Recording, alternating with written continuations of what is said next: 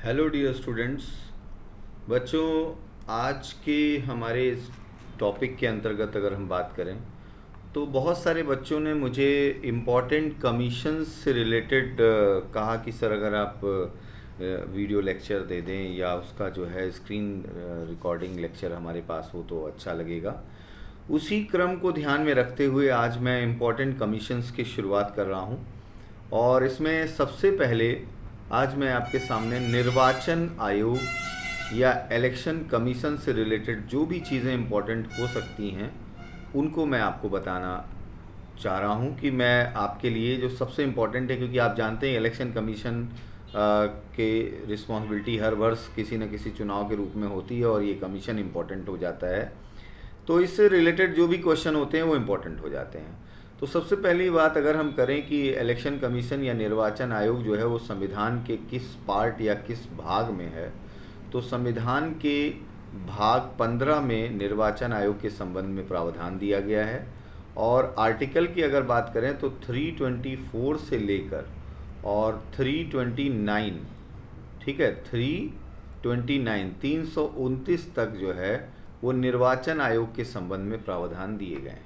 ठीक, अगर हम बच्चों यहाँ पर बात करें कि इससे रिलेटेड क्वेश्चंस जो है किस प्रकार के पूछे जाते हैं, तो सबसे पहले अगर हम क्वेश्चंस की बात करें तो जो मैंने आपको बता दिया कि पार्ट किस पार्ट में है, तो यही आपका क्वेश्चन हो गया।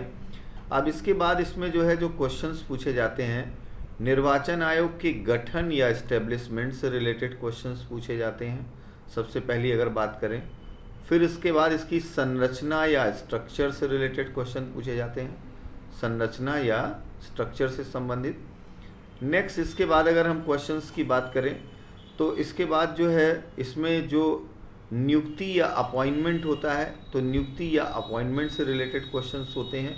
अब नियुक्ति के अपॉइंटमेंट के बाद अगर हम नियुक्ति की बात करें तो वहाँ पर अगला जो इम्पोर्टेंट हो जाएगा वो क्या हो जाएगा, कार्यकाल। ठीक, तो ये चार बिंदु तो सबसे पहले आ गए, निर्वाचन आयोग का गठन या इस्टेब्लिशमेंट, संरचना या स्ट्रक्चर, नियुक्ति या अपॉइंटमेंट, और फिर उसके बाद कार्यकाल या जो भी टर्म है इसके आयुक्तों का, क्योंकि निर्वाचन आयोग तो स्थायी आयोग है, एक संवैधानिक आयोग है, लेकिन अब इसमें जो आयुक्तों का कार्यकाल होता है उस पर प्रश्न पूछे जाते हैं। और फिर उसके बाद निर्वाचन आयोग के कार्य या निर्वाचन आयोग की शक्तियों से संबंधित प्रश्न पूछे जाते हैं। ठीक है, तो ये निर्वाचन आयोग से संबंधित प्रश्नों का जो दायरा है, जो एरिया है, उसे मैंने आपको बताया कि यहाँ से क्वेश्चंस पूछे जाते हैं। ठीक है, अब जैसे फॉर एग्जांपल निर्वाचन आयोग के गठन की अगर हम बात करें तो निर्वाचन आयोग का गठन जो है वो संविधान के किस अनुच्छेद में है, ये भी आपसे पूछा जा सकता है। निर्वाचन आयोग का गठन कब किया गया, ये भी आपसे पूछा जा सकता है।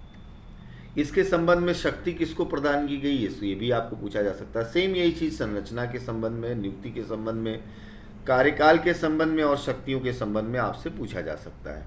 ठीक है, तो अब एक एक करके एक एक सेक्शन में हम लोग चलते हैं। सबसे पहले हम लोग देखते हैं बच्चों, निर्वाचन आयोग के गठन या इस्टेब्लिशमेंट से संबंधित जो भी चीज़ें इम्पोर्टेंट है उसके विषय में हम देखते हैं। निर्वाचन आयोग के गठन या इस्टेब्लिशमेंट से संबंधित जो भी चीज़ें इम्पोर्टेंट हैं, ठीक है, उसके बारे में देखते हैं। तो सबसे पहली बात अगर हम गठन की करें तो आर्टिकल 324(2) के अंतर्गत, 324(2) के अंतर्गत, 324(2) के अंतर्गत अंडर आर्टिकल 324(2) के अंतर्गत दिए गए प्रावधान या प्रोविजन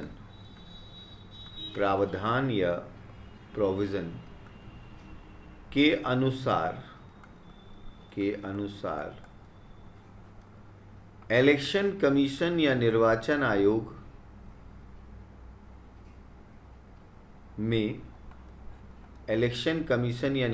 आयोग में राष्ट्रपति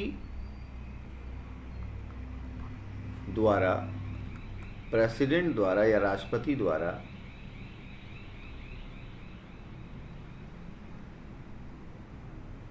मुख्य निर्वाचन आयुक्त चीफ इलेक्शन कमिश्नर तथा अन्य निर्वाचन आयुक्त नियुक्त किए जाएंगे। अन्य निर्वाचन आयुक्त नियुक्त किए जाएंगे।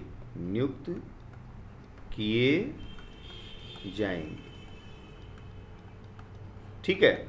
तो अब गठन में ये स्पष्ट कर दिया गया है आर्टिकल 324(2) के अंतर्गत कि राष्ट्रपति जो है वो चीफ इलेक्शन कमिश्नर और अन्य निर्वाचन आयुक्तों की नियुक्ति जैसा कि आवश्यक समझे के आधार पर इलेक्शन कमीशन का गठन कर सकता है।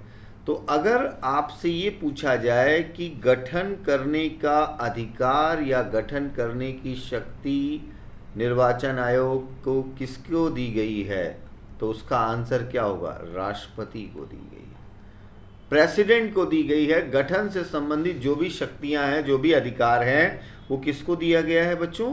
प्रेसिडेंट को दिया गया है। ठीक है। अब इसके बाद यहाँ पर एक प्रश्न और उठता है कि गठन किस अनुच्छेद में है, तो मोटे तौर पर आपको ध्यान रखना है 324 सेक्शन पूछता है तो 2, यानी 324(2) के अंतर्गत है। ठीक है। अब अगर हम यहाँ पर देखें कि पहली बार इसके अंतर्गत निर्वाचन आयोग का गठन कब किया गया, तो 25 जनवरी 1950 को निर्वाचन आयोग का गठन किया गया। 25 जनवरी 1950 को सबसे पहले इलेक्शन कमीशन या निर्वाचन आयोग का गठन किया गया और इसमें सिर्फ एक सदस्यीय आयोग के रूप में गठन किया गया।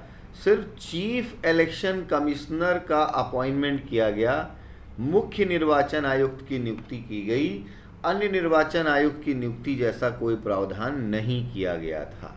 ठीक है। और इसीलिए 25 जनवरी 1950, अगर आपको ध्यान होगा तो इस डेट को जो है राष्ट्रीय मतदाता दिवस, नेशनल वोटर्स डे सेलिब्रेट किया जाता है या मनाया जाता है भारत में। ठीक है। अब बच्चों हम लोग इसके अगले सेक्शन में आते हैं और मैंने जैसा कि आपको बताया था कि इसके बाद जो इम्पोर्टेंट है वो है निर्वाचन आयोग की संरचना या स्ट्रक्चर। ठीक है। निर्वाचन आयोग की संरचना या स्ट्रक्चर। ठीक है। तो निर्वाचन आयोग की संरचना या स्ट्रक्चर की अगर बात करें, एक मिनट, एक कॉल अटेंड कर लें हम। ओके। निर्वाचन आयोग की संरचना या स्ट्रक्चर की अगर हम बात करें तो निर्वाचन आयोग की संरचना या स्ट्रक्चर जो है वो अगर देखा जाए तो किसके द्वारा निर्धारित किया जाता है? राष्ट्रपति द्वारा। ठीक है। और 19 संरचना कौन निर्धारित कर रहा है? राष्ट्रपति। इसमें अधिकार किसको दिया गया है? राष्ट्रपति को। आपने अभी देखा, गठन में ही बता दिया गया है 324 के अंतर्गत कि वो अगर सबसे पहले तो उसको एक मुख्य निर्वाचन आयुक्त को नियुक्त करना है और यदि आवश्यक समझे तो वो इलेक्शन कमिश्नर की नियुक्ति कर सकता है। ठीक। लेकिन अगर हम संरचना में देखें तो 1950 से लेकर 1950 से लेकर और 1989 तक, 1989 तक जो है वो हमारा जो निर्वाचन आयोग था वो एक सदस्यीय था, एक सदस्यीय निर्वाचन आयोग था, एक सदस्यीय, 1 मेंबर, यानी सिर्फ चीफ इलेक्शन कमिश्नर। ठीक है। और 16 अक्टूबर 1989 को, 16 अक्टूबर 1989 को एक अधिसूचना द्वारा, किसकी अधिसूचना? राष्ट्रपति की, एक नोटिफिकेशन या अधिसूचना द्वारा, ठीक है, एक नोटिफिकेशन या अधिसूचना द्वारा इलेक्शन कमीशन या निर्वाचन आयोग को 3 सदस्यीय निर्धारित करने का प्रावधान किया गया है। यानी 3 सदस्यीय आयोग बनाने का प्रावधान किया गया। आयोग बनाने का प्रोविजन या प्रावधान किया गया। ठीक है, किया गया। लेकिन अब यहां एक चीज इंपॉर्टेंट है, क्या कि इसका विरोध हो गया और ये एक्सेप्ट नहीं हुआ, यानी इस डिसीजन को एक्सेप्ट नहीं किया गया।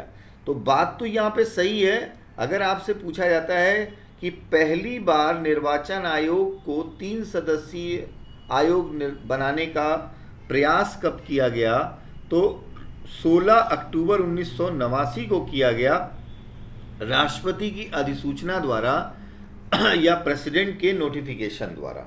ठीक है, अब प्रश्न ये उठता है कि विरोध क्यों हुआ।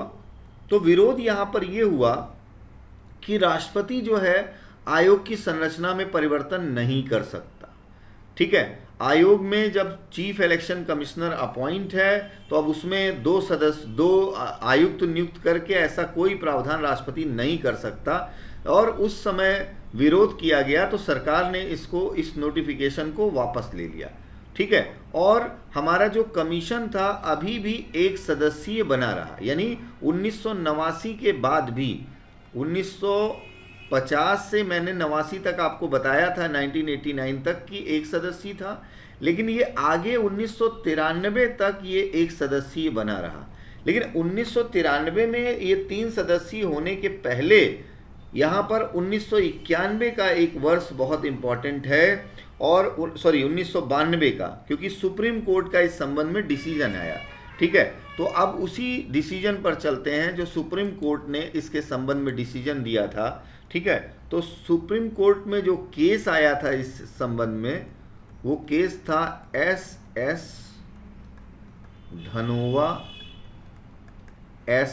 धनोवा वर्सेस या बनाम भारत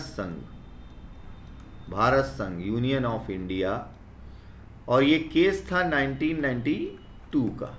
ठीक, इस केस में क्या हुआ, इस केस में सुप्रीम कोर्ट ने निर्णय दिया, डिसीजन दिया। सुप्रीम कोर्ट ने निर्णय दिया या डिसीजन दिया, क्योंकि इसके सामने एक क्वेश्चन गया कि भाई क्या राष्ट्रपति जो है ऐसा कर सकता है, 1 सदस्यीय को 3 सदस्यीय बना सकता है। तो सुप्रीम कोर्ट ने निर्णय दिया कि आर्टिकल 324(2) के अंतर्गत, आर्टिकल 324(2) 324(2) के अंतर्गत राष्ट्रपति, अब देखिए कितना महत्वपूर्ण है, राष्ट्रपति इलेक्शन कमीशन या निर्वाचन आयोग की संरचना को निर्धारित कर सकता है। राष्ट्रपति जो है इलेक्शन कमीशन की संरचना को निर्धारित कर सकता है। ठीक है, मतलब सीधी सी बात है कि राष्ट्रपति को ये शक्ति है कि वो इलेक्शन कमीशन की संरचना या स्ट्रक्चर को निर्धारित कर सकता है। और फिर इसी में क्लियर किया सुप्रीम कोर्ट ने, अतः राष्ट्रपति द्वारा, प्रेसिडेंट द्वारा, राष्ट्रपति द्वारा निर्वाचन आयोग में, इलेक्शन कमीशन में मुख्य निर्वाचन आयुक्त के अतिरिक्त, चीफ इलेक्शन कमीशन के अतिरिक्त, एक्सेप्ट चीफ इलेक्शन कमिश्नर, निर्वाचन आयुक्तों की नियुक्ति की जा सकती है। निर्वाचन आयुक्तों की नियुक्ति की जा सकती है। अब देखिए कितना इंपॉर्टेंट होगा, नियुक्ति की जा सकती है। तो ये स्पष्ट हो गया।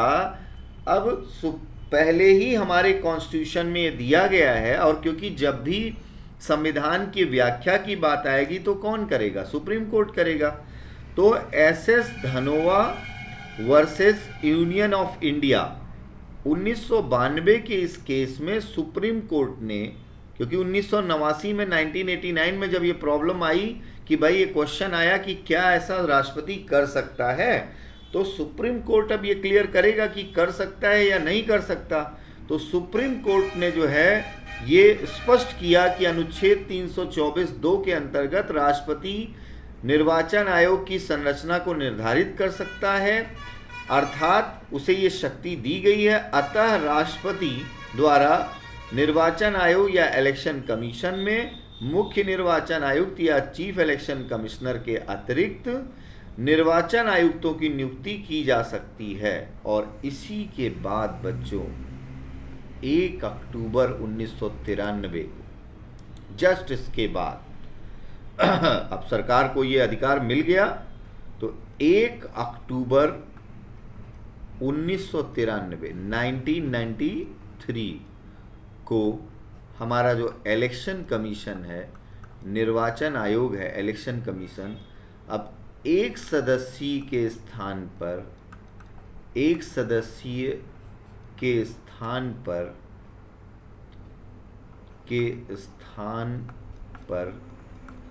3 सदस्यीय बना दिया गया। 3 मेंबर वाला या 3 सदस्यीय 3 मेंबर कमीशन, 3 सदस्यीय आयोग बना दिया गया। ठीक, 3 सदस्यीय में अब कौन होगा? एक चीफ इलेक्शन कमिश्नर और इसके अंडर में 2 इलेक्शन कमिश्नर, निर्वाचन आयुक्त, इलेक्शन कमिश्नर या निर्वाचन आयुक्त। यहाँ जो ईसी लिखा हुआ है इसका मतलब हुआ इलेक्शन कमीशन, निर्वाचन आयोग, और यहाँ जो लिखा हुआ है इसका मतलब हुआ इलेक्शन कमिश्नर या निर्वाचन आयुक्त। ठीक है, तो अब जो है 1993 से अगर हम देखें तो अभी भी 2021 में भी हमारा निर्वाचन आयोग जो है 1993 से लेकर अगर हम देखें 2021 तक अभी भी हमारा निर्वाचन आयोग 3 सदस्यीय आयोग है, जिसमें एक चीफ इलेक्शन कमिश्नर या मुख्य निर्वाचन आयुक्त होता है और 2 निर्वाचन आयुक्त होते हैं। ठीक है, 2 इलेक्शन कमिश्नर होते हैं। ठीक, अब यहाँ एक चीज़ और इम्पॉर्टेंट है कि 1 अक्टूबर 1993 को इलेक्शन कमीशन को ये 3 सदस्यीय किसके द्वारा बनाया गया, किस प्रोविज़न के द्वारा? तो राष्ट्रपति के, याद रखना बच्चा, राष्ट्रपति के अध्यादेश द्वारा, ये जरूर याद रखना बच्चों, राष्ट्रपति के अध्यादेश द्वारा, by ordinance of president, by ordinance of president जो है ये काम किया गया। ठीक है, अब यहाँ पर अगर हम बात करें तो अगली बात आती है नियुक्ति या अपॉइंटमेंट। ठीक है, नियुक्ति या अपॉइंटमेंट, तो नियुक्ति या अपॉइंटमेंट की अगर हम बात करें तो अंडर आर्टिकल 324 राष्ट्रपति द्वारा, अभी आपने पहले भी इसको देखा, राष्ट्रपति द्वारा चीफ इलेक्शन कमिश्नर और इलेक्शन कमिश्नर की नियुक्ति की जाती है,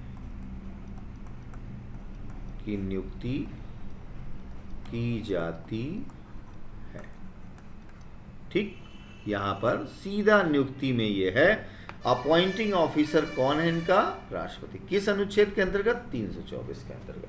ठीक है, अब यहाँ एक चीज़ और इम्पॉर्टेंट है बच्चों कि ये जो अपॉइंटमेंट है, ये नियुक्ति है, ये अंडरस्टूड है कि ये कार्यकारी कार्य है, तो ये किसकी सलाह से राष्ट्रपति करता होगा अगर पूछा जाए। वैसे यहाँ पर कहीं लिखा होने से मतलब नहीं है, लेकिन ये मंत्रिपरिषद, केंद्रीय मंत्रिपरिषद की सलाह से ही राष्ट्रपति ये काम करता होगा।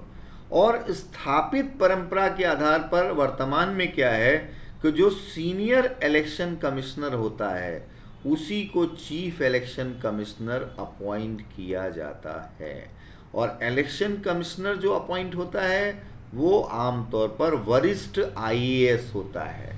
ठीक है, तो अब इसका मतलब चीफ इलेक्शन कमिश्नर नियुक्त होने के लिए क्या पहले होना जरूरी है? इलेक्शन कमिश्नर, निर्वाचन आयुक्त। और इलेक्शन कमिश्नर जो है वो कई वर्षों के अनुभव के आधार पर जो आईएएस ऑफिसर्स होते हैं वो अपॉइंट किए जाते हैं। ठीक है, इसके अंतर्गत अब बच्चों बात आती है कार्यकाल या टर्म की। तो यहाँ पर कार्यकाल में अब दो प्रकार के आयुक्त हैं। दोनों के कार्यकाल की अगर हम बात करें तो सबसे पहले चीफ इलेक्शन कमिश्नर की बात करते हैं, इनका कार्यकाल। तो इनके कार्यकाल में कहा गया है 6 वर्ष, सीधा 6 वर्ष या 65 वर्ष की आयु तक, 65 वर्ष की एज तक, आयु तक, यानी जो पहले हो जाए। अब अगर मान लीजिए कोई चीफ इलेक्शन कमिश्नर जो है वो 50 वर्ष की आयु में बन जाए तो क्या होगा?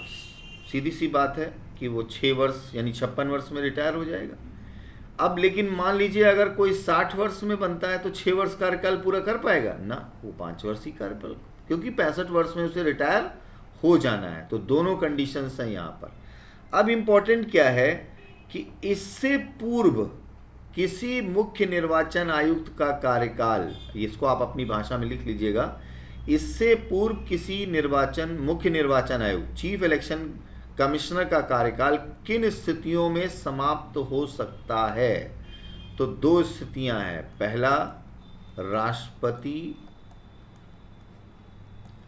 को त्यागपत्र द्वारा, राष्ट्रपति को त्यागपत्र द्वारा रिजाइन कर दे राष्ट्रपति को। और दूसरा है सुप्रीम कोर्ट के न्यायाधीश के समान, सुप्रीम कोर्ट के न्यायाधीश के समान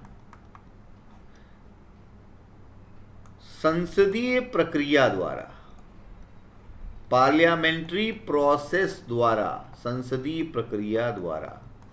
ठीक, तो पहला है इससे पहले कार्यकाल वो खुद त्यागपत्र दे दे राष्ट्रपति को, और दूसरा है सुप्रीम कोर्ट के न्यायाधीश के समान संसदीय प्रक्रिया द्वारा। अब इसका मतलब क्या हो गया?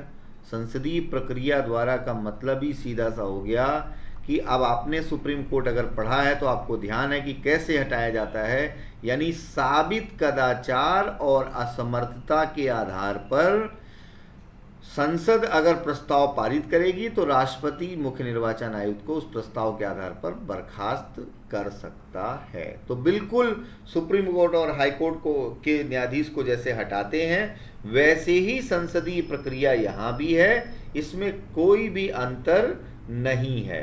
ठीक है, मतलब सीधा सा है कि साबित कदाचार, प्रूव्ड मिसबिहेवियर और असमर्थता, इनकैपेसिटी के आधार पर अगर संसद कि चीफ इलेक्शन कमिश्नर के खिलाफ प्रस्ताव पारित करती है तो राष्ट्रपति उसी प्रस्ताव के आधार पर उसे बर्खास्त कर देगा। ठीक, तो यहाँ पर सीधी सी बात है, इसीलिए हमारा जो मुख्य निर्वाचन आयुक्त है वो स्वायत्त निकाय के रूप में काम कर सकता है। स्वायत्त निकाय, ऑटोनोमस बॉडी, क्योंकि उसको कार्यपालिका नियुक्त तो करवा सकती है, उसको हटा नहीं सकती। ये कार्यपालिका के अंडर में काम नहीं कर रहा है, ये विधायिका के अधीन है, तो इसको विधायिका के प्रस्ताव के आधार पर ही हटाया जा सकता है। इसको हमारी कार्यपालिका मतलब मंत्री परिषद कुछ नहीं कर सकता। तो इसलिए ये ऑटोनोमस बॉडी के रूप में, स्वायत्त निकाय के रूप में काम करता है। इलेक्शन कमीशन हमारा स्वायत्त निकाय के रूप में काम करता है। ठीक है, अब ये तो बात हुई हमारे जो चीफ इलेक्शन कमिश्नर हैं। अब बात करते हैं निर्वाचन आयुक्त, इलेक्शन कमिश्नर, इनको कैसे हटाया जाता है या इनका कार्यकाल क्या है? निर्वाचन आयुक्त का कार्यकाल की अगर हम बात करें तो इनका जो कार्यकाल है वो 62 वर्ष की आयु तक, 62 वर्ष की आयु तक या 6 वर्ष। तो 6 वर्ष तो यहाँ भी कॉमन है, लेकिन यहाँ पर 65 की जगह क्या आ गया? 62 वर्ष, 62 ईयर्स। अब इससे पूर्व इनको कैसे हटाया जा सकता है या इनका पद कैसे खाली हो सकता है? तो पहली बात तो ये बिल्कुल वैसे ही है, राष्ट्रपति को त्यागपत्र द्वारा, ठीक है। लेकिन दूसरा पॉइंट यहाँ राष्ट्रपति को त्यागपत्र नहीं, सॉरी, संसदीय प्रक्रिया नहीं है। दूसरा क्या है? चीफ इलेक्शन कमिश्नर, सॉरी, मुख्य निर्वाचन आयुक्त, ठीक है, मुख्य निर्वाचन आयुक्त। तो दूसरा जो है मुख्य निर्वाचन आयुक्त की सलाह पर या के परामर्श पर, चीफ इलेक्शन कमिश्नर के परामर्श या एडवाइस पर राष्ट्रपति द्वारा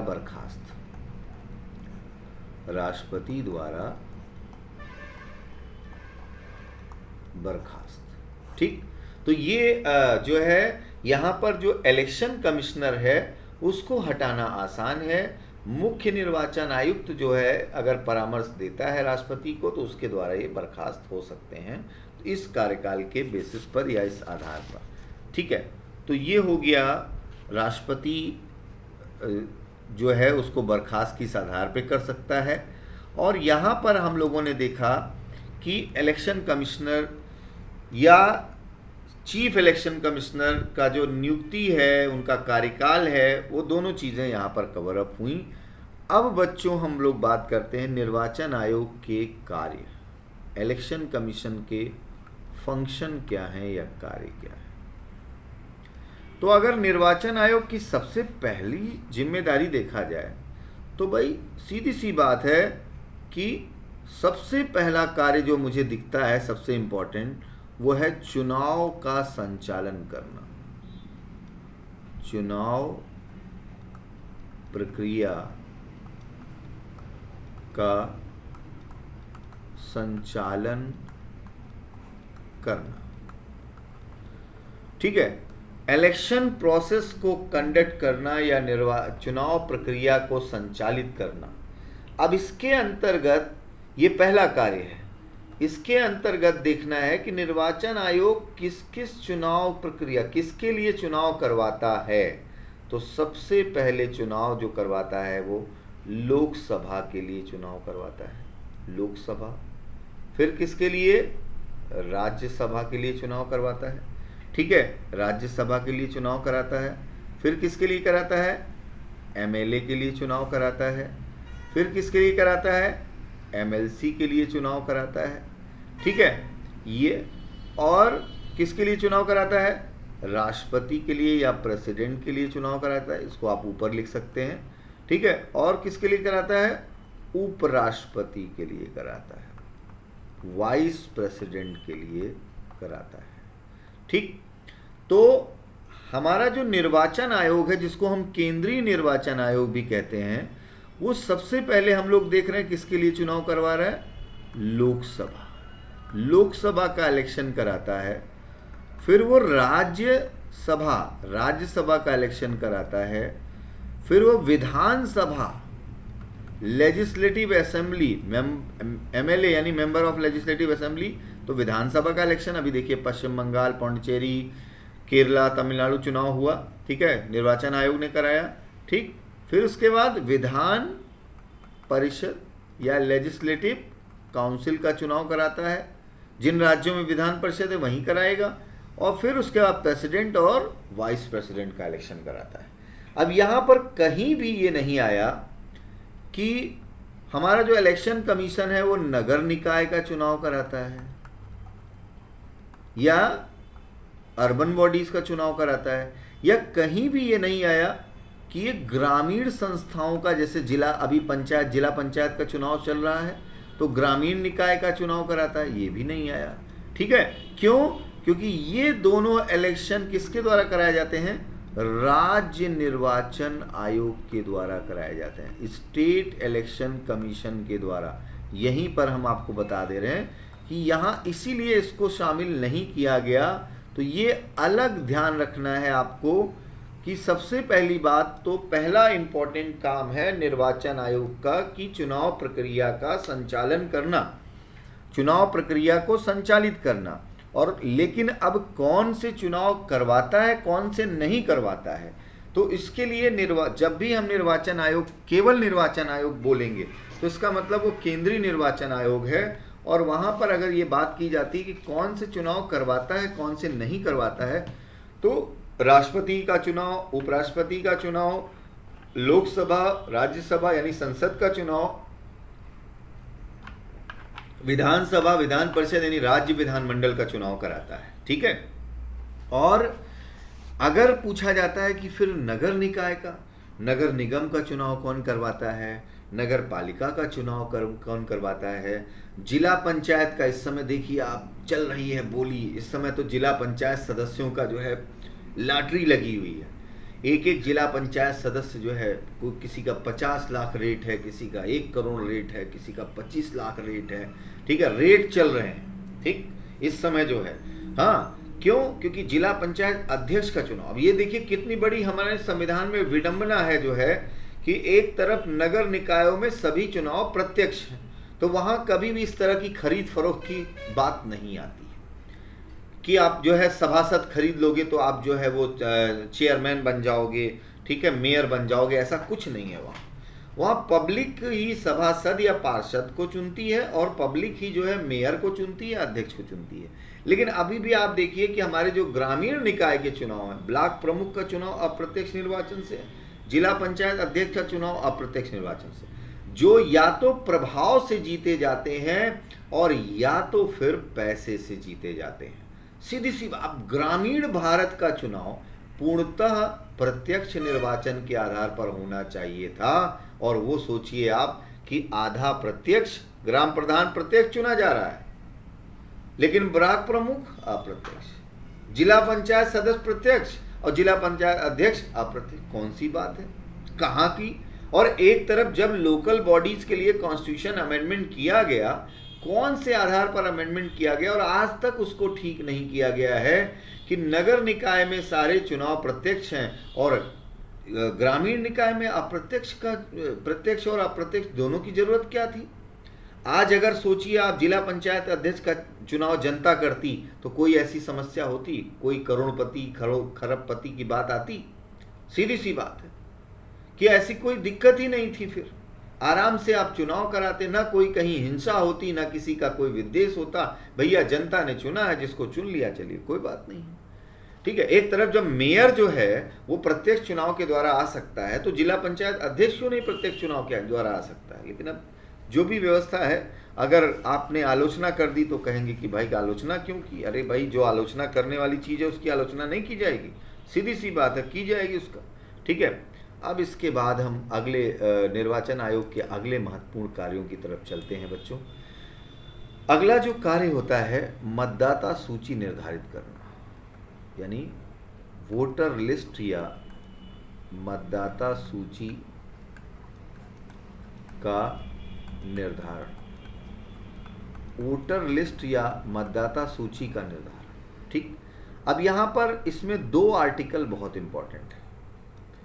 एक आर्टिकल 325 और दूसरा आर्टिकल 326, 326। 325 और 326 दोनों इंपॉर्टेंट है। ठीक है। 325 ये कहता है कि इलेक्शन कमीशन द्वारा, निर्वाचन आयोग द्वारा मतदाता सूची का निर्धारण किया जाना चाहिए। मतदाता सूची का निर्धारण किया जाना चाहिए। ठीक है। अब आपको मैं ये भी बता दूं कि प्रत्येक वर्ष जनवरी में इसी बेसिस पर हमारी मतदाता सूची अपडेट की जाती है। इसको अपडेट किया जाता है कि भाई जो लोग, जिनकी डेथ हो गई उनको हटा दिया जाए सूची से, जो नए वोटर्स हैं 18 वर्ष जिनकी आयु हो गई उनको ऐड कर दिया जाए। इसी बेसिस पर किया जाता है। ठीक है। अगर हम बात करें कि 326 क्या है, तो 326 कहता है कि 18 वर्ष से अधिक, 18 वर्ष से अधिक आयु के एज के, आयु के प्रत्येक भारतीय नागरिक को, एवरी इंडियन सिटीजन या प्रत्येक भारतीय नागरिक को मतदाता सूची में शामिल होने का अधिकार है। मतदाता सूची में पंजीकृत होने या शामिल होने का अधिकार है। पंजीकृत होने का अधिकार है। ठीक है, तो ये आप देखिए कि ये 326 ये कहता है, जो हम लोग वयस्क मताधिकार की बात करते हैं, वयस्क मताधिकार। ठीक है, तो वयस्क मताधिकार यही इसी आधार पर है कि 18 वर्ष, पहले ये 21 था, ठीक है, और 61वें संविधान संशोधन 1989 के द्वारा, 61 कॉन्स्टिट्यूशनल अमेंडमेंट 1989 के द्वारा इसको 18 वर्ष कर दिया गया। कहा गया 18 वर्ष से अधिक आयु के प्रत्येक भारतीय नागरिक को मतदाता सूची में शामिल होने का या पंजीकृत होने का अधिकार है। और सुप्रीम कोर्ट ने एक चीज़ और यहाँ पर मैं बता दूं कि सुप्रीम कोर्ट ने इस अधिकार को, आर्टिकल 26 के इस अधिकार को मूल अधिकार के इक्विवेलेंट माना है, मूल अधिकार के समान माना है। ठीक है, कि ये एक फंडामेंटल राइट की तरह से है कि अगर व्यक्ति जो है वो 18 वर्ष से अधिक आयु का है, भारतीय नागरिक है, तो उसे मतदाता सूची में शामिल किया जाना चाहिए। ठीक है, तो इसी बेसिस पर जो है वो अधिकार प्राप्त होता है। अब इसका अर्थ ये हुआ कि भारत में अगर देखा जाए तो सबसे ज़्यादा युवा वोटर्स हैं, यूथ वोटर्स हैं, लेकिन उसके बावजूद भारत में कभी युवाओं की सरकार नहीं बनी। बड़ी विडंबना है, बहुत सारी चीज़ों में बड़ा कन्फ्यूज़न है, बड़ा अजीब बात है। ठीक है, कि हम लोग जो है, जो युवा हैं, वो आज तक युवाओं को उनके तरफ से कभी भी और जो है वो प्रतिनिधित्व नहीं दिया गया उस स्तर पर जब देना चाहिए। और ये भी बड़ी विडंबना रही कि युवाओं में वो क्षमता विकसित नहीं हुई कि उस जिम्मेदारी को पूरी तरह से उठा सकें। ठीक है, तो सब अपनी अपनी बातें हैं। अब अगर हम बात करें बच्चों, तो निर्वाचन आयोग का अगला तीसरा महत्वपूर्ण कार्य है राजनीतिक दलों को या पार्टियों को मान्यता प्रदान करना। मान्यता प्रदान करना, ठीक, पॉलिटिकल पार्टीज को मान्यता प्रदान करना या उनका पंजीकरण करना, इसको रजिस्ट्रेशन भी कहते हैं, पंजीकृत करना। ठीक है, ये पार्टियां जो है रजिस्टर्ड होती हैं, पंजीकृत होती हैं। ठीक, अब जैसे इसमें जो कैटेगरी है, अगर हम मोटे तौर पर उन पे बात करें, तो सबसे पहले हमारी बहुत सारी पार्टियां जो है वो गैर मान्यता प्राप्त पंजीकृत दल के रूप में रजिस्टर्ड पार्टी होती हैं। बहुत सारी पार्टियां इसमें आती हैं। इनको ऐसे नहीं कि पार्टी को मान्यता प्राप्त होने के लिए उसको बहुत सारे मिनिमम जो क्राइटेरिया है उसको पार करना पड़ता है। तो पहले, अब जैसे आप देखते होंगे कि कोई भी पार्टी, अभी देखिए आप जो है चिराग पासवान की जो पार्टी, वहाँ पर वो रामविलास पासवान उनके पिताजी थे, उनकी डेथ हुई, उसके बाद जो है चाचा भतीजा विवाद हुआ और वो पार्टी अब उसके दो पार्ट हो जाएंगे। उत्तर प्रदेश में आप देखिए समाजवादी पार्टी में ऐसा हुआ था। तो बहुत सारी ऐसी जाति के आधार पर पार्टियां हैं। ठीक है, तमाम पार्टियां जो है पंजीकृत होती रहती हैं, तमाम पार्टियां हर साल पंजीकृत होती हैं और हर साल जो है उनका पंजीकरण रद्द भी होता है। वो मिनिमम क्राइटेरिया पूरा कर रहे हैं कि नहीं कर रहे हैं, उसके आधार पर रद्द हो जाते हैं। ठीक है, तो ये लोक प्रतिनिधित्व अधिनियम 1951 के आधार पर इनका पंजीकरण होता है। ठीक है, इनको पंजीकृत किया जाता है। ठीक, इसी तरह से जो है निर्वाचन आयोग जो है राज्य स्तरीय दल के रूप में मान्यता प्रदान करता है, राज्य स्तरीय दल के रूप में, और राष्ट्रीय स्तर के दल के रूप में मान्यता प्राप्त करता है, राष्ट्रीय स्तरीय दल। ठीक है, तो तीन प्रकार से, पहले तो साधारण रूप से पंजीकृत करता है, फिर स्टेट स्तर की मान्यता प्रदान करता है और फिर राष्ट्रीय स्तर पर मान्यता प्रदान करता है। ठीक है, अब इसमें जो है राज्य स्तर पर किस आधार पर, कौन से बेसिस पर मान्यता दी जाती है, राष्ट्रीय स्तर पर कौन से आधार पर मान्यता दी जाती है, ये मैं पार्टी के रूप में, जब इम्पोर्टेंट पार्टीज के रूप में आपको एक टॉपिक के अंतर्गत में जो है ये आपको बता दूंगा। ठीक है, इसके अंतर्गत मैं आपको बताऊंगा, क्योंकि यहाँ पर हम लोगों को निर्वाचन आयोग के मुख्य कार्य डिस्कस करने हैं, तो उसके अंतर्गत हम कार्य की बात कर रहे हैं। ठीक है, अब अगले इसके बाद है चुनाव चिन्ह आवंटित करना। चुनाव चिन्ह अलॉट करना या आवंटित करना, ये निर्वाचन आयोग डिसाइड करता है। जैसे कोई ये कहेगा कि हमारा निशान कमल, हमारा हाथ का पंजा, तो ये नहीं कि जो है वो कह रहा है तो इलेक्शन कमीशन एक्सेप्ट कर लेगा। अब जिसको दे चुका है वो तो ऑलरेडी वही रहेगा।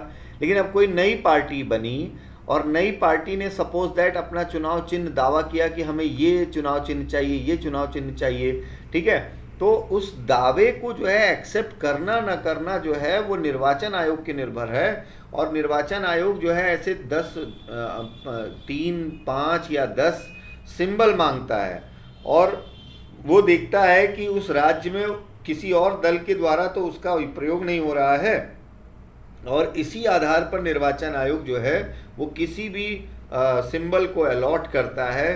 ठीक है, किसी भी चिन्ह को अलॉट करता है। ठीक है, कई बार ऐसा होता है कि जब एक पार्टी के 2 पार्ट हो जाते हैं, समाजवादी पार्टी में भी ऐसा हुआ था। ठीक है, तो एक पार्टी के 2 पार्ट हो जाते हैं तो उसके बाद क्या होता है कि अब पुराना वाला चिन्ह हर कोई रखना चाहता है। क्यों? क्योंकि भारत में अभी भी जो है निरक्षरता इतनी ज़्यादा है, जागरूकता की इतनी कमी है कि अभी भी बहुत सारे लोग चुनाव चिन्ह के आधार पर वोट देते हैं। कैंडिडेट के नाम के बेसिस पर वोट नहीं देते हैं, वो चुनाव चिन्ह के बेसिस पर वोट देते हैं। ठीक है, कोई हाथ का पंजा देख कर वोट देता है, कोई हाथी देख कर देता है, कोई साइकिल देख कर देता है, कोई कमल का फूल देख कर देखता है। बहुत से ऐसे लोग हैं जिनको कैंडिडेट से कोई लेना देना नहीं है। ठीक है, उनका चुनाव, तो इसलिए इंडिया में जो है वो चुनाव चिन्ह बहुत इम्पॉर्टेंट है। अगर आपको याद होगा समाजवादी पार्टी का जब विभाजन होने की बात आई तो समाजवादी पार्टी का जो है वो विभाजन होने की स्थिति में जो है वो साइकिल चुनाव चिन्ह को लेकर बड़ी मारा हुई। साइकिल होगी कि मोटरसाइकिल होगी कि क्या होगी, तो ये बड़ी मार, क्यों? क्योंकि चुनाव चिन्ह इंडिया में बहुत ही इम्पॉर्टेंट चीज़ है। ठीक है, और ये पार्टी को आवंटित किया जाता है, पार्टी के लिए आरक्षित किया जाता है, रिजर्व कर लिया जाता है कि उसको फिर कोई और प्रयोग ना कर पाए। ठीक है, इसके बाद अगर हम बच्चों बात करें तो अगला जो इम्पोर्टेंट है निर्वाचन आयोग का कार्य, वो है, आपने बहुत सुना होगा, कोड ऑफ कंडक्ट या आचार संहिता निर्धारित करना। आचार संहिता का निर्धारण, कोड ऑफ कंडक्ट का निर्धारण या आचार संहिता का निर्धारण। कई बार बच्चे पूछते रहते, सर आचार संहिता क्या है? चुनाव आया, आचार संहिता लागू हो गई। ठीक है, तो जब चुनाव की अधिसूचना जारी होती है, इलेक्शन का जब नोटिफिकेशन जारी होता है, तो सभी पार्टियों और सरकार के लिए तमाम तरह के नियम निर्धारित किए जाते हैं। उसी को कहते हैं आचार संहिता, कोड ऑफ कंडक्ट। ठीक है, कि चुनाव के दौरान आपको इन नियमों का पालन करना होगा। जैसे फॉर एग्जाम्पल चुनाव खर्च की सीमा, चुनाव खर्च की सीमा निर्धारित करना, इसी के अंतर्गत मैं बता रहा हूँ एक दो इंपॉर्टेंट चीजें। चुनाव खर्च की सीमा निर्धारित करना, ठीक, जैसे फॉर एग्जाम्पल लोकसभा में चुनाव खर्च की सीमा है 70 लाख रुपए और विधानसभा में चुनाव खर्च की सीमा है 28 लाख रुपए। ये सामान्य राज्यों के लिए, छोटे राज्यों के लिए नहीं है। ठीक है, तो अब आप देखिए, चुनाव खर्चे की सीमा निर्धारित करनी है। 70 लाख रुपए जो है वो एक चुनाव क्षेत्र में निर्धारित एक उम्मीदवार के लिए है कि इससे ज़्यादा वो नहीं खर्च कर सकता। 28 लाख विधानसभा में है, एमएलए के लिए है। अब आप तो देखते होंगे वास्तविकता क्या है।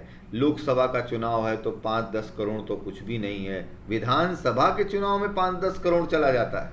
ठीक है, लेकिन अब ये सीमा निर्धारित है। और मज़े की बात आपको ये भी बता दूं कि चुनाव संपन्न होने के 90 दिन के अंदर सभी पार्टियों को या कैंडिडेट्स को अपने इस खर्च का विवरण देना होता है, डिटेल देना होता है। पता नहीं कैसे ये डिटेल देते होंगे और पता नहीं कैसे निर्वाचन आयोग उस डिटेल को एक्सेप्ट करता है, भगवान जाने। ठीक है, लेकिन 19 डेज के अंदर जो है इनको अपना डिटेल देना होता है, अदरवाइज ये आचार संहिता का उल्लंघन मान लिया जाएगा। ठीक है, ये निर्धारित किया जाता है। ठीक, इसी तरह से चुनाव में समय सीमा निर्धारित करना, प्रचार की समय सीमा निर्धारित करना।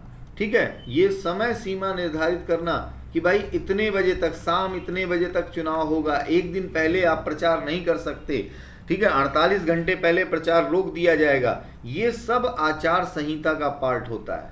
किसी सरकार के द्वारा किसी भी प्रकार की लाभप्रद नीति की घोषणा नहीं की जाएगी, किसी प्रकार की नई नियुक्ति की प्रक्रिया आरंभ नहीं होगी, किसी प्रकार की नई योजना का निर्धारण नहीं किया जाएगा या उसका अनाउंसमेंट नहीं किया जाएगा। ये सब आचार संहिता निर्धारित करने की बात है, ये सब आचार संहिता के रूप में निर्धारित किया जाता है। ठीक है, तो आचार संहिता जो है या कोड ऑफ कंडक्ट वो प्रक्रिया है जिसमें वो नियमावली के रूप में होता है, जिसका पालन सभी पार्टियों को करना होता है, और यदि उसका उल्लंघन करते हैं तो उनकी सदस्यता जो है वो समाप्त हो सकती है।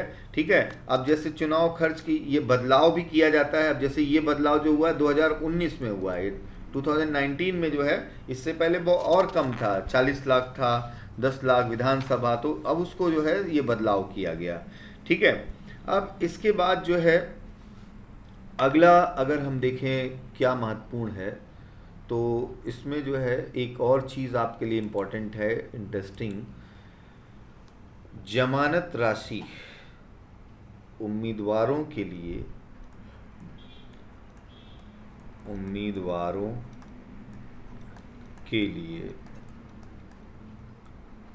जमानत राशि निर्धारित करना, अमाउंट निर्धारित करना।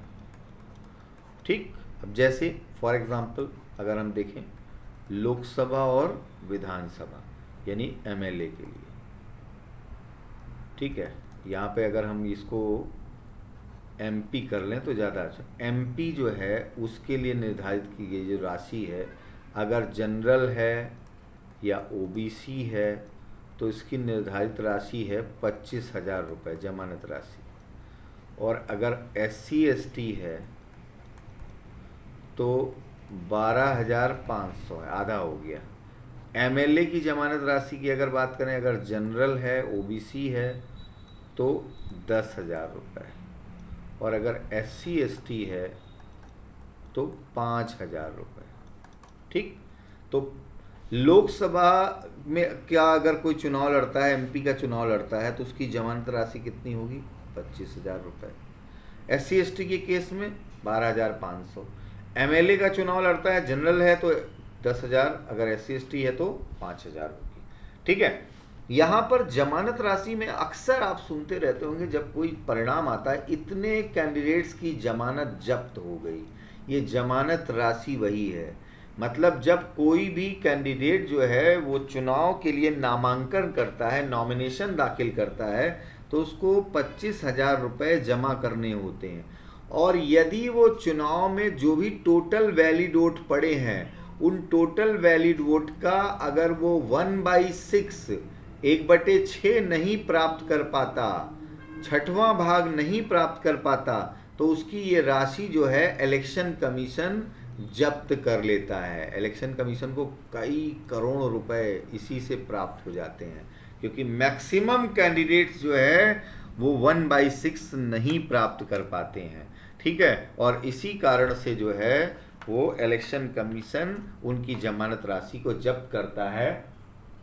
तो जमानत जब्त मतलब कोई बहुत बड़ी चीज़ जब्त नहीं होती है, यही छोटा सा अमाउंट जब्त होता है। क्योंकि आपको देख के लग रहा होगा कि जहाँ 70 लाख के खर्च की सीमा है, 28 लाख के खर्च की सीमा है, वहाँ इस जमानत राशि का कोई मतलब नहीं है। ठीक है। इसके अलावा निर्वाचन आयोग जो है उसके बहुत सारे कार्य हैं। ठीक है। जैसे फॉर एग्जांपल अगला कार्य है मतदाताओं को, वोटर्स को या मतदाताओं को प्रशिक्षित करना, मतदाताओं को ट्रेंड करना या प्रशिक्षित करना। अब कैसे? आप देखते होंगे ऑडियो वीडियो के द्वारा,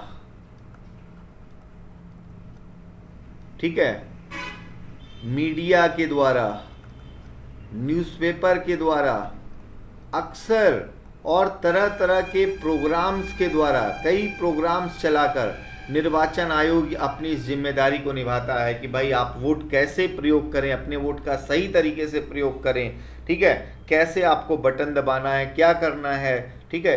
अब आपको मैंने अभी बताया जहाँ पे चुनाव चिन्ह के आधार पर वोट देते हैं तो वहाँ क्या स्थिति होगी। तो ये काम जो है वो निर्वाचन आयोग करता है। अब इसके बाद सबसे एक बहुत इम्पॉर्टेंट काम है निर्वाचन आयोग का, उस पर बात करते हैं। तो निर्वाचन आयोग का जो अगला इम्पॉर्टेंट काम है वो है सदस्यों की अयोग्यता का निर्धारण करना, डिस्क्वालिफिकेशन ऑफ मेंबर्स, अयोग्यता का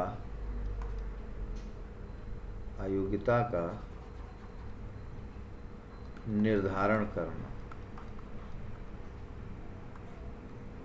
अयोग्यता का निर्धारण करना। ठीक, ये बहुत इम्पॉर्टेंट है। इलेक्शन कमीशन हमारे सदस्यों की अयोग्यता का निर्धारण करता है और मैंने पार्लियामेंट के चैप्टर में ये बताया है कि एमपी, मेंबर ऑफ पार्लियामेंट जो है वो इलेक्शन कमीशन की रिपोर्ट के आधार पर, इलेक्शन कमीशन की सलाह के आधार पर राष्ट्रपति द्वारा हटाया जाएगा। ठीक है, राष्ट्रपति द्वारा हटाया जाएगा। ठीक। और अगर एमएलए या एमएलसी की बात करें तो एमएलए या एमएलसी जो है इलेक्शन कमीशन, ये केंद्रीय निर्वाचन आयोग की बात है, इलेक्शन कमीशन की रिपोर्ट के आधार पर राज्यपाल द्वारा हटाया जाएगा, राज्यपाल द्वारा।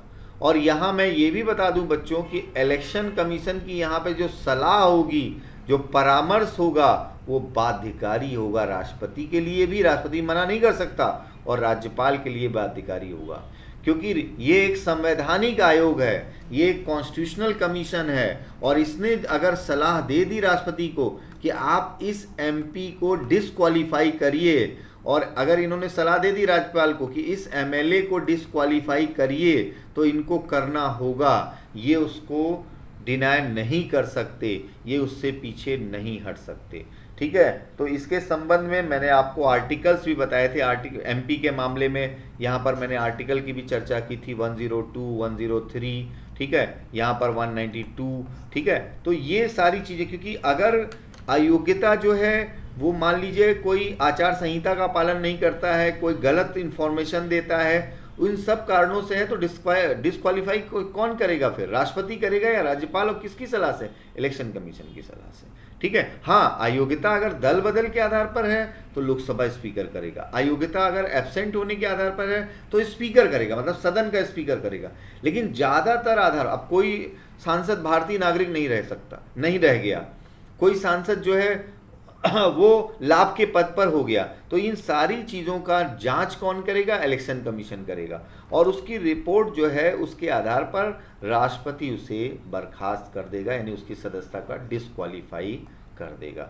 तो इस आधार पर इलेक्शन कमीशन बहुत ही पावरफुल है बच्चों, क्योंकि इलेक्शन कमीशन जो है वो एक ऑटोनोमस बॉडी है। मैंने शुरू में ही आपको कहा, एक ऑटोनोमस बॉडी के रूप में काम करता है, और इस तरह से ये बहुत ही ज़्यादा इम्पॉर्टेंट है। ठीक है, इस रूप में बहुत इम्पॉर्टेंट हो जाता है।